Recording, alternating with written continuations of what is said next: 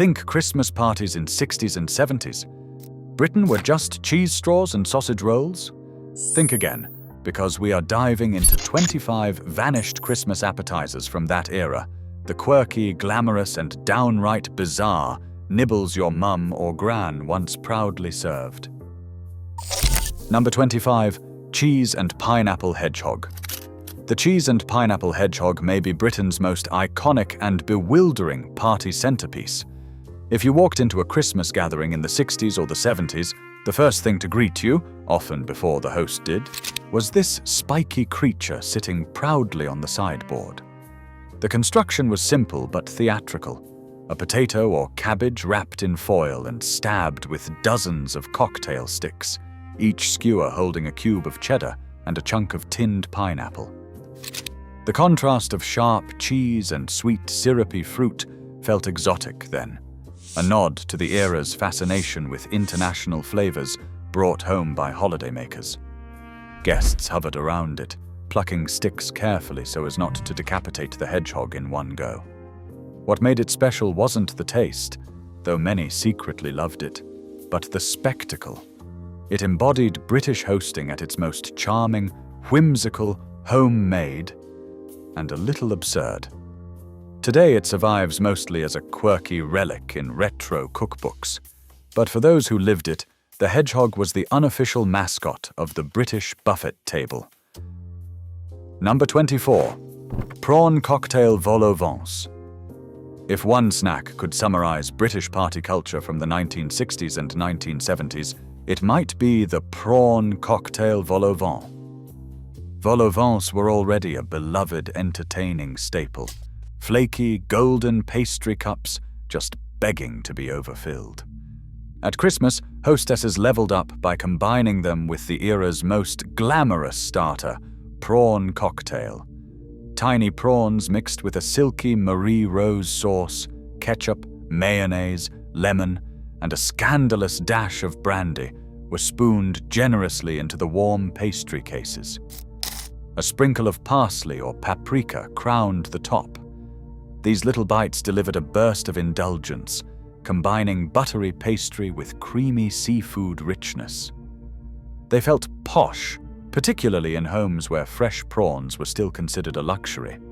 Guests always devoured them quickly, despite their tendency to collapse in your hand or drip sauce onto your best Christmas jumper.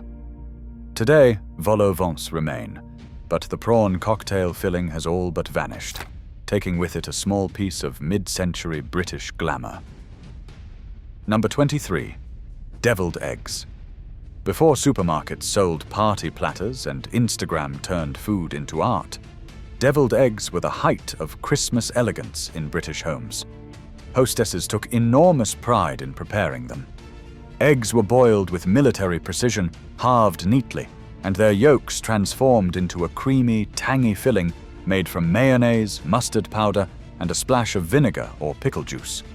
Some added cress, others chopped ham, and a few adventurous cooks stirred in anchovy paste for extra savoriness. But the presentation mattered most. The yolk mixture was piped back into the whites using a star-tipped nozzle, never spooned for Christmas, and topped with a dusting of paprika that felt almost continental. Special plates with egg-shaped indentations showcased them like jewels. At parties, they vanished shockingly fast, leaving behind empty shells and satisfied guests. Though deviled eggs still exist today, the British Christmas version, with its effort, ceremony, and unapologetic retro flair, has quietly disappeared. Sardine or pilchard toasts. Once upon a time, sardine or pilchard toasts were considered chitsi, a sign that your host read cookbooks, subscribed to magazines, and embraced the continental trend that swept Britain after the war. This appetizer was simplicity itself. Mashed sardines or pilchards were mixed with softened butter, lemon juice, and a pinch of pepper, then spread generously over triangles of freshly toasted bread.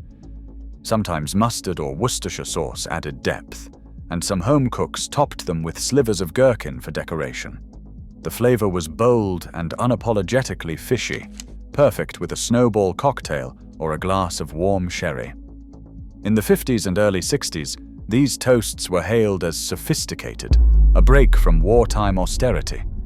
But as tastes changed and the smell of tinned fish became unwelcome at gatherings, the dish quietly slipped into obscurity. Today it survives only in faded recipe booklets and the memories of those who grew up in Britain's post-war kitchens. Number 21. Pickled beetroot and cheese bites. Few Christmas appetizers capture British ingenuity like pickled beetroot and cheese bites. Simple, inexpensive, and unexpectedly delicious. This classic consisted of cubes of sharp cheddar, skewered with juicy, vinegary beetroot using toothpicks or fancy cocktail sticks. The colors alone, deep magenta beetroot paired with bright yellow cheese, made them festive. What made them popular was the flavor contrast: salty, crumbly cheddar meeting sweet, tangy beetroot in a single bite. They appeared at nearly every Christmas buffet from the mid-50s through the 70s, nestled between sausage rolls and cheese footballs. They were also practical. Cheap ingredients, quick assembly, no cooking, and they held up well on a warm sideboard. Kids loved the bright colors, and adults enjoyed the nostalgic, earthy simplicity. As modern palates moved toward exotic antipasti and specialty cheeses, these humble skewers disappeared. Yet those who remember them often recall them fondly, proof that even the simplest flavors can make lasting impressions. Number 20. Anchovy canapes. Anchovy canapes were the ultimate signal in the 1960s that your host had taste, or at least pretensions of it. Anchovies were exotic then, associated with European sophistication and daring palates. The canapé itself was simple but intense. A small cracker or round of toast was spread with cream cheese, sometimes flavored with herbs or lemon zest, and topped with a single curled anchovy fillet. The result packed more flavor into one bite than many full meals. Hosts served them with pride, often alongside dry sherry or cocktails. Guests reacted with everything from delight to mild fear. Their strong, salty punch was not for everyone, but they became synonymous with grown-up entertaining. As British tastes shifted and anchovies retreated back to pizza toppings and Caesar dressing, the canapé disappeared. Today it feels almost rebellious to serve anchovies at a party, but once they were the height of festive sophistication. Few dishes represent mid-century British flavor trends more perfectly than Coronation chicken, curried mayonnaise, raisins, and cooked chicken folded together into a creamy, golden mixture created for Queen Elizabeth II's coronation. In the 1960s and the 1970s, homemakers reinvented it into small, Christmassy canapés. The filling was spooned into crisp vol au vents, hollowed-out tomatoes, or fresh lettuce cups for those wanting something light amidst a sea of beige. It was colorful, exotic, and just challenging enough to impress guests. The fruity curry flavor felt worldly at a time when Britain was discovering spices through jars of curry powder. These cups appeared at office parties, family buffets, and posh cocktail evenings. Over time, Coronation chicken became an everyday sandwich filler, losing its special occasion aura. Thus, the appetizer version vanished, taking with it the glamour of a dish once considered modern and sophisticated. Number 18. Celery boats with cheese spread. In an era obsessed with the illusion of health, celery boats were Christmas buffet staples. They were meant to be the vegetable option among pastries, pies, and fried bites. But of course, the filling was anything but healthy. Thick stalks of celery were washed, trimmed, and filled with a dense mixture of blue cheese, cream cheese, garlic salt, or even pimento spread. The result was a crunchy, creamy, salty combination that cut through all the richness of the table. Hosts arranged them like little green canoes on platters, often sprinkled with paprika or chopped nuts to make them look festive. Their appeal lay in their balance: crisp bite, cold crunch, soft filling. They were refreshing and nostalgic, the closest thing to salad many guests encountered. As tastes moved away from cream cheese stuffed everything, celery boats quietly slipped out of fashion, becoming one of the many appetizers left behind in the retro recipe era. Number 17. Curried egg mayonnaise boats. Nothing says 1970s British entertaining quite like curry powder, and the curried egg mayonnaise boat was its proudest Christmas form. Hard-boiled eggs were mashed with mayonnaise, curry powder, salt, pepper, and sometimes the controversial addition of sultanas. This fragrant mixture was piped into chicory leaves, lettuce cups, or halved tomatoes. Chicory was most fashionable, offering a slightly bitter contrast to the creamy curry filling. These boats felt exotic, echoing Britain's post-colonial fascination with Indian flavors filtered through mild store-bought curry powder. They were colorful, easy to make in bulk, and surprisingly delicious, especially alongside a snowball or advocate. Over time, curried egg mayonnaise became associated with old-fashioned sandwich shops and office buffets, losing its glamour. Soon it disappeared from Christmas entertaining altogether. But for those who grew up with it, the scent of curry mayonnaise still summons memories of tinsel, tin trays, and retro festive cheer. Tomato aspic was the height of mid-century modern cuisine, a savory jelly that looked like art but tasted controversial. It was made by mixing tomato juice with gelatin, lemon, celery salt, Worcestershire sauce, and diced vegetables, then set into a firm, glossy red mold. At Christmas it was sliced and served as an appetizer, often garnished with prawns or celery. Hostesses considered it sophisticated, a step beyond simple salads. It was cold, tangy, and slightly wobbly, catching the light like a stained glass window. But the texture baffled many guests. Savory jelly was bold, avant-garde, and not always welcome. Tomato aspic perfectly captures the era's obsession with molded foods. If something could be suspended in gelatin, it would be. As food fashions changed and British diners embraced warmer, fresher flavors, aspic vanished almost overnight. Today it survives only in vintage cookbooks, preserved like the vegetables inside it, forever trapped in time. 15. Sausage and prune skewers.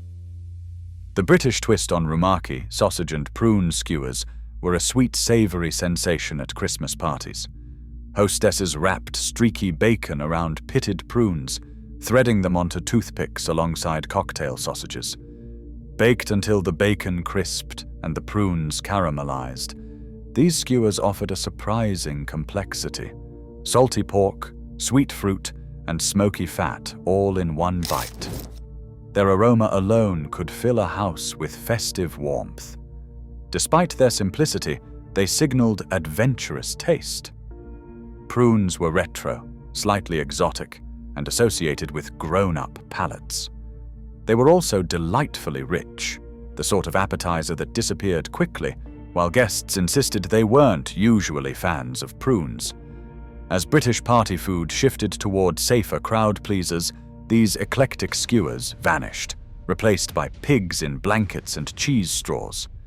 But for those who remember them, the combination of sticky fruit and savory meat remains unforgettable, a retro masterpiece in miniature form. Number 14. Mini pork pie bites with Branston. Few things are more British than a pork pie, and in the 1960s and the 1970s, hosts elevated them into irresistible Christmas canapes.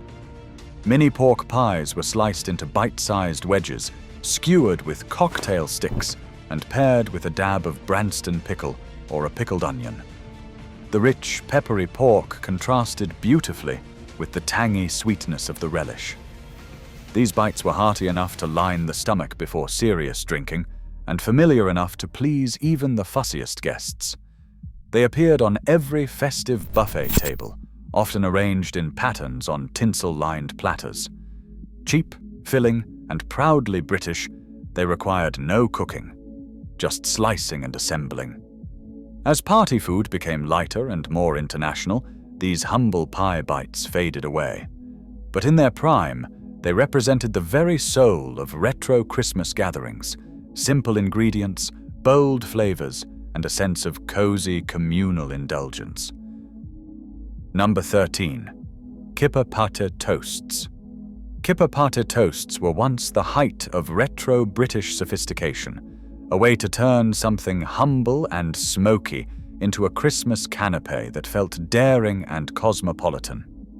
Smoked kippers, still warm from the pan, were flaked into a bowl with softened butter or cream cheese, a squeeze of lemon, and just enough black pepper to lift the richness. Some hostesses added chopped parsley for color, others a splash of sherry because it was Christmas after all. The mixture was mashed until smooth but still satisfyingly rustic, then spooned or piped if the hostess was feeling particularly posh onto small, crisp toast rounds. The result was intensely savory, salty, and smoky, with a creamy richness that paired beautifully with a cold advocate or a glass of cheap party wine. Kippers were more affordable than salmon, yet felt equally festive. As smoked fish fell out of favor for lighter, fresher flavors, Kipper pate toasts faded from the Christmas buffet. But for those who remember them, the aroma alone can summon entire holidays past.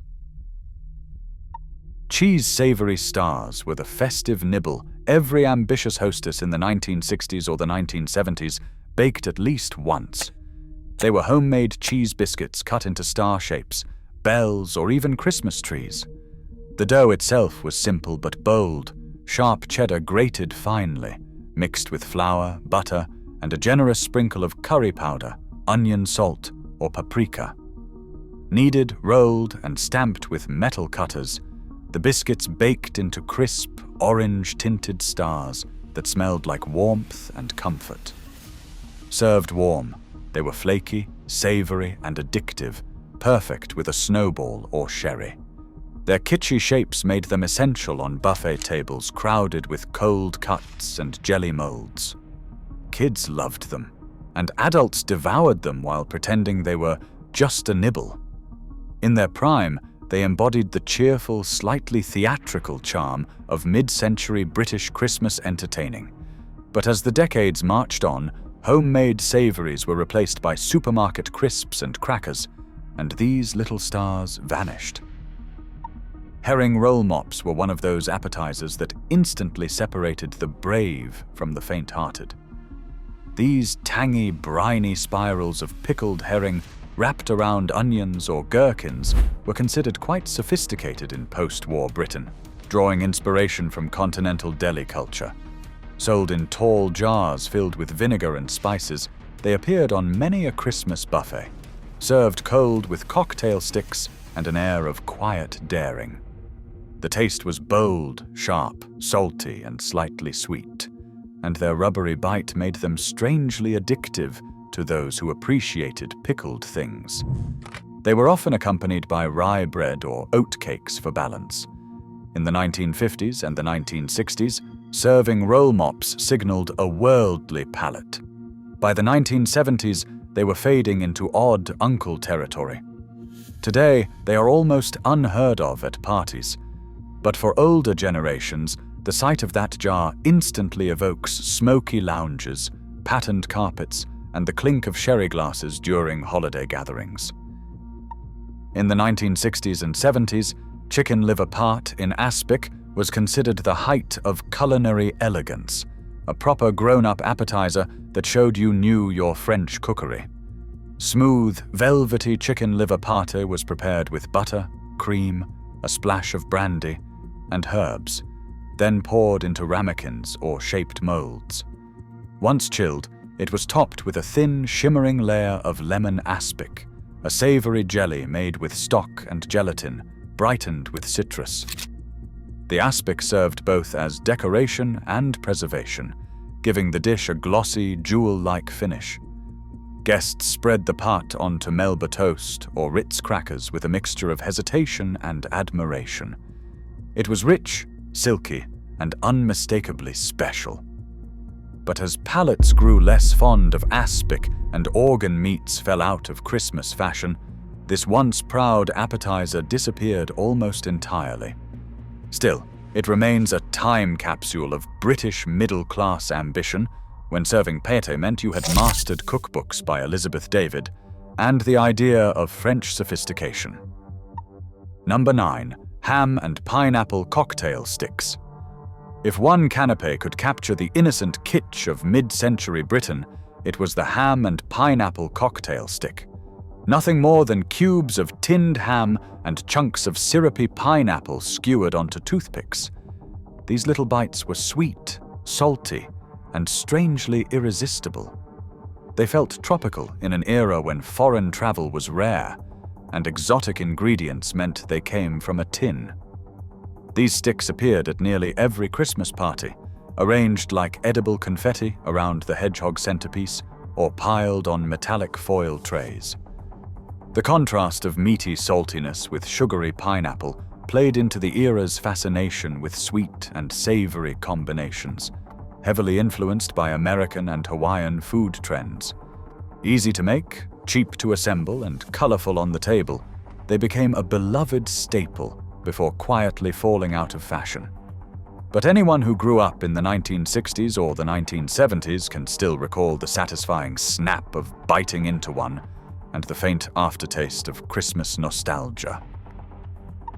Few dishes scream 70s Christmas buffet like the salmon mousse ring, a pastel pink, perfectly molded creation that looked both impressive and slightly suspicious.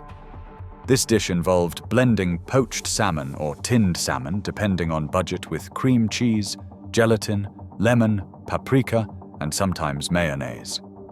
The mixture was poured into a decorative mold, often shaped like a wreath or bunt, and chilled until firm. Once unmolded, it was garnished with parsley, lemon slices, or tiny prawns for dramatic effect. Served with crackers or Melba toast, the mousse was creamy, smoky, tangy, and undeniably rich. Hostesses loved it because it looked show-stopping with minimal effort, and guests admired it cautiously before trying a polite spoonful. Over time, as molded foods went out of fashion and gelatin lost its glamour, the salmon mousse ring vanished from Christmas tables. Now it survives only in retro cookbooks, a delicious but eccentric reminder of an era when presentation was everything. Mushroom vol au vent were the workhorses of the British Christmas party, warm, comforting, and reliably devoured within minutes. The filling started with sliced button mushrooms sautéed in butter until they released their earthy aroma. A splash of sherry or white wine was sometimes added, along with cream or a flour-thickened sauce to create a velvety mixture. This was spooned generously into crisp puff pastry shells, fresh from the oven. They were indulgent without being pretentious, and their smell alone drew guests toward the buffet like moths to a flame. In the 1960s and the 1970s, vol au vent symbolized modern entertaining, neat, elegant, and slightly continental. Today, while puff pastry lives on, the mushroom vol au vent has nearly vanished from festive spreads, replaced by bruschetta and canapes. But one bite of the creamy filling inside buttery pastry brings back memories of patterned wallpaper, tin trays, and the sound of Slade on a record player. Number 6. Party sausages in sticky glaze. Before cocktail sausages became a dull supermarket afterthought, they were a star of the 1960s and 1970s Christmas parties, especially when simmered in a sticky, sweet glaze. These tiny bangers were bathed in mixtures such as brown sauce with apricot jam, honey mustard, or ketchup blended with soy sauce. The result was irresistible: glossy, caramelized sausages that coated fingers in a sugary, savory glaze. They were served hot in foil trays or chafing dishes, their aroma filling the room with festive warmth. Children loved them, and adults did too, and no buffet felt complete without a bowl of toothpicks nearby.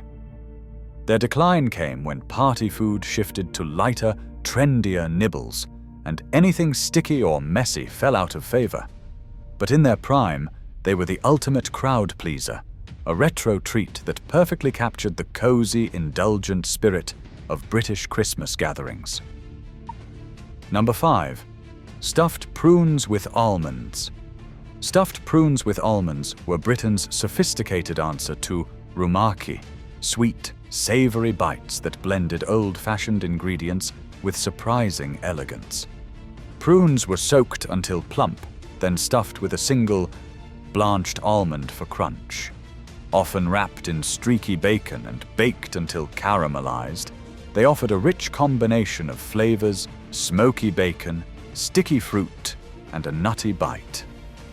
In the 1960s and the 1970s, these were considered quite posh, appearing at cocktail parties and Christmas gatherings, where hosts wanted something a little daring. They had an almost medieval charm, reminiscent of flavors once common in British cooking but now forgotten. But those who remember them recall the surprising harmony of fruit, nut, and bacon, a retro flavor bomb that deserves a comeback. Number 4. Smoked fish rolls. Smoked fish rolls were the elegant, slightly mysterious canapes of the era. Small rolls made from thin slices of smoked salmon or trout, wrapped around a filling of herbed cream cheese, mixed with lemon zest and sometimes horseradish. They were cold, silky, and decadent, often arranged in spirals or rosettes on doily-lined platters. For many Brits in the 1960s and 1970s, smoked salmon was still a luxury item reserved for holidays, making these rolls a symbol of festive indulgence. Guests would delicately lift them with toothpicks while sipping sherry or white wine.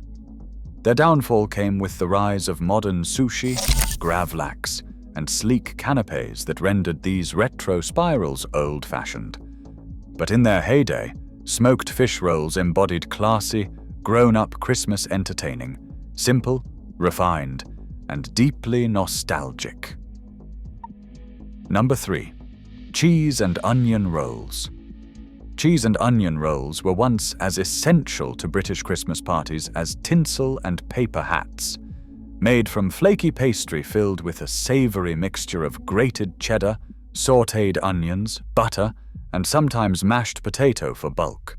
These rolls were warm, comforting, and irresistibly fragrant. Cheap to make and easy to produce in big batches, they were perfect for feeding crowds. They had all the appeal of a sausage roll, but they were vegetarian, long before that was fashionable. Placed on tin trays wrapped in foil, they vanished faster than anything else on the table. As ready-made snacks and fancier pastries took over, cheese and onion rolls quietly disappeared from festive buffets. But for a generation, they were the ultimate party comfort food, simple, homely, and utterly delicious. Before miniature desserts became trendy, British hostesses in the 1960s and 1970s served sherry trifle shots as festive before-dinner treats. These were not the tame, family-friendly trifles of today. They were boozy, unapologetic, and often strong enough to make your aunt start singing carols early. Sponge fingers soaked in copious amounts of sherry were layered with brightly colored jelly, thick custard, whipped cream, and occasionally tinned fruit. Served in small glasses, they looked elegant and innocent until you took a sip and felt the sherry hit. They bridged the gap between appetizer and dessert, standing proudly on the buffet as proof that Christmas was a time for indulgence. As dessert trends evolved and alcohol moderation became more common, these potent little shots vanished. But for those who sampled them, they are unforgettable, a taste of festive mischief in a glass. Number 1. vol au vent of every kind. The absolute ruler of the 60s and 70s Christmas entertaining, vol au vent were the crown jewels of the retro buffet. These flaky pastry shells acted as edible canvases for every flavor imaginable. Creamy chicken and mushroom, curried eggs, prawns in Marie Rose sauce, ham and cheese, savory mince, kippers, smoked fish, even sweet fillings for adventurous hosts. No two parties served the same lineup. Their magic lay in their versatility and their visual appeal, little golden cups overflowing with colorful, creamy fillings. They felt posh, sophisticated, and wonderfully festive. Guests made a beeline for them, often burning their fingers in excitement. But as food trends shifted and lighter, less fussy appetizers emerged, the vol au vent faded away. Today they survive only in ironic throwbacks and the occasional 80s-themed party. Still, for many Brits, nothing evokes Christmas nostalgia quite like the buttery crunch of a warm vol au vent filled with creamy goodness. Which of these retro appetizers do you remember? Tell me in the comments. Don't forget to subscribe for more forgotten British food history.